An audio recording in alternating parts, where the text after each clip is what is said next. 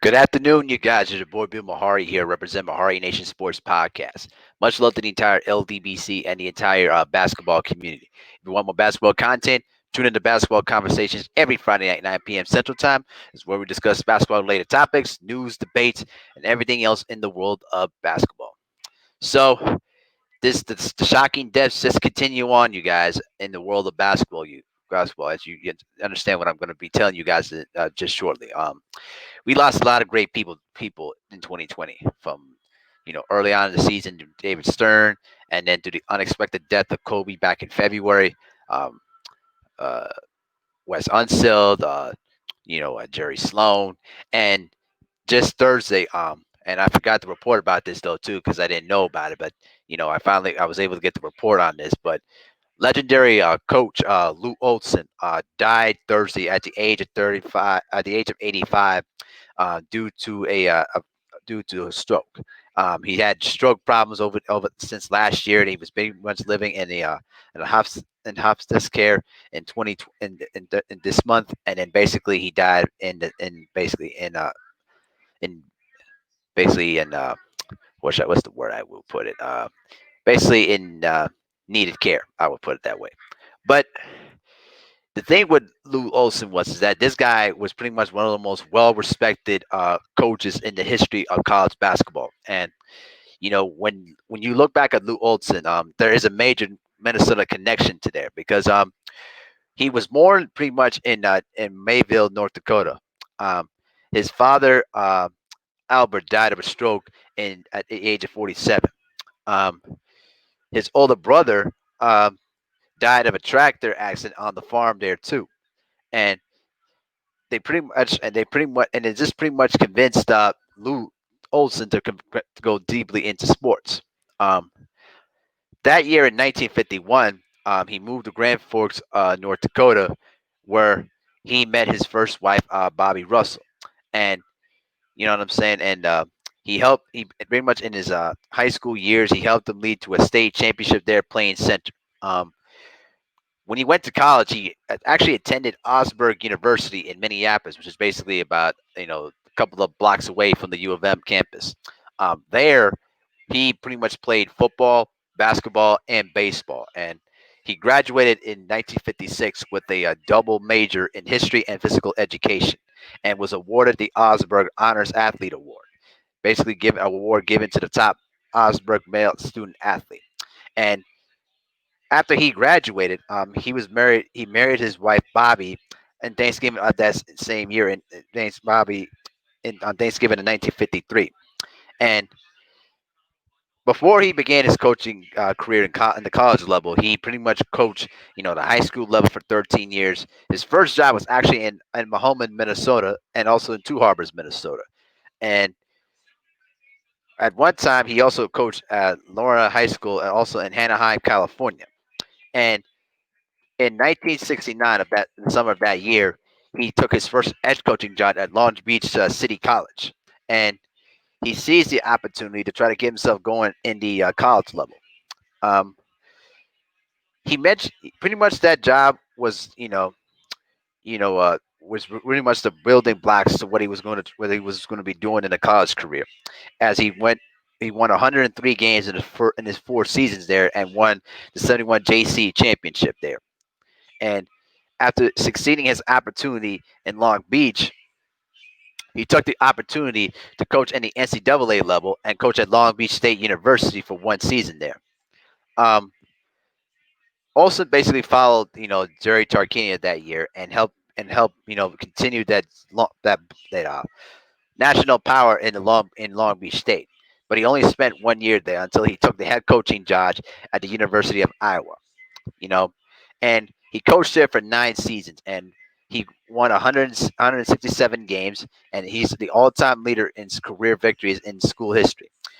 He lead the Hawkeyes to the Final Four in 1980, and they pretty much built their team around you know uh, All American guard Ronnie Lester, and pretty much there was a team that was pretty much built around very good players. Um, that period of time was very critical for him, and then he made huge moves when he basically took the job at the University of Arizona. This is where his legacy was cemented in Arizona. The reason why he decided to leave Iowa was because he felt that it was because living in Iowa was becoming a fishbowl, and he wanted a new change, a new scenery.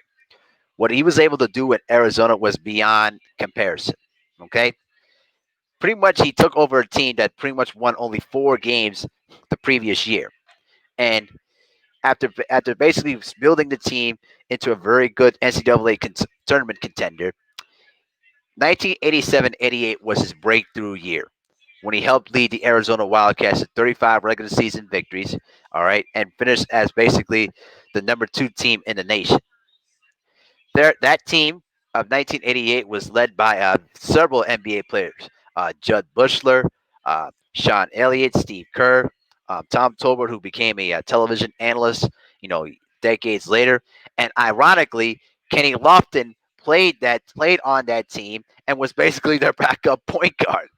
So Kenny Lofton, played some basketball there before ultimately, transitioning into baseball, which he became one of the greatest all-time base stealers in baseball history. But during his time in Arizona, um, he pretty much led them to the tournament almost every single season, and he pretty much coached a lot of great players during his time in Arizona. Um, he was able to develop great players into the NBA level. Guys like Steve Kerr, who's now coaching the Warriors, Mike Bibby, Jason Terry, Gabriel Arenas. All right. He also built guys like Damian Stoudemire, Jason Terry. You know what I'm saying? He also built Miles Simon, Khalid Reeves. You know what I mean? Michael Dickerson, Chris Mills, Richard Jefferson, Luke Walton, Andre Iguodala, Celine Stoudemire. The list of names goes on and on. But he also had some good big men too. He had Brian Williams, who was basically Bison DLA, rest in peace. Sean Rooks, Lorenzen Woods, and Channing Frye all made their marks in the NBA level. Now, where his legacy was cemented was back in 1996-97. Okay, that year the Arizona team was pretty much a team that was still variously talented, and this was Mike Bibby's first year with the team, and they were off to a bit of a slow start.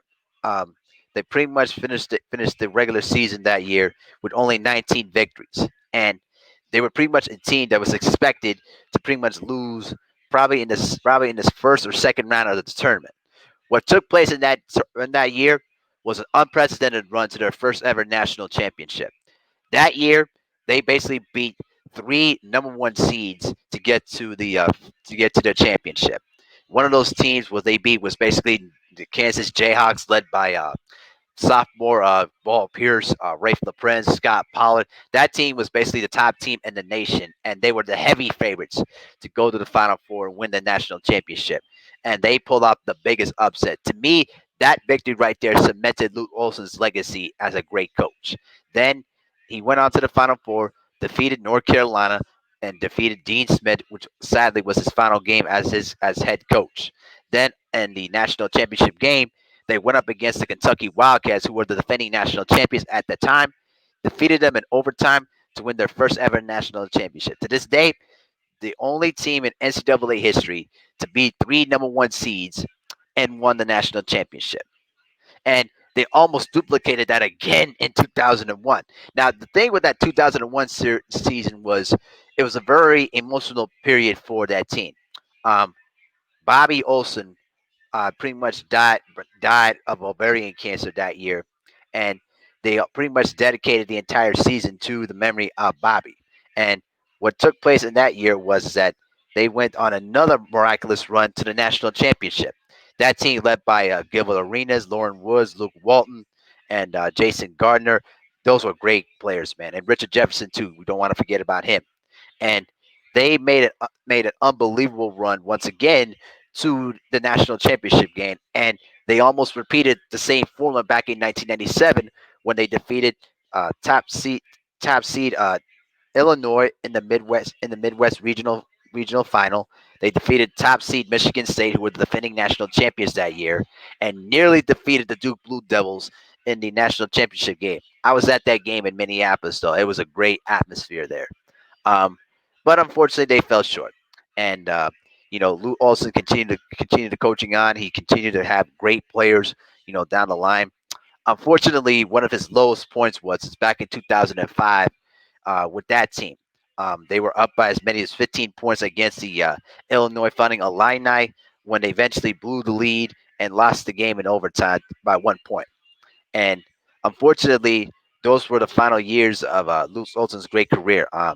His health was deteriorating, and he had issues pretty much deciding what he was going to be when he was going to assume the responsibility of who's going to be the next coach in line when he steps down. And unfortunately, you know, due to exhaustion from all the years of coaching, in October of 2008, he pretty much announced his retirement from coaching.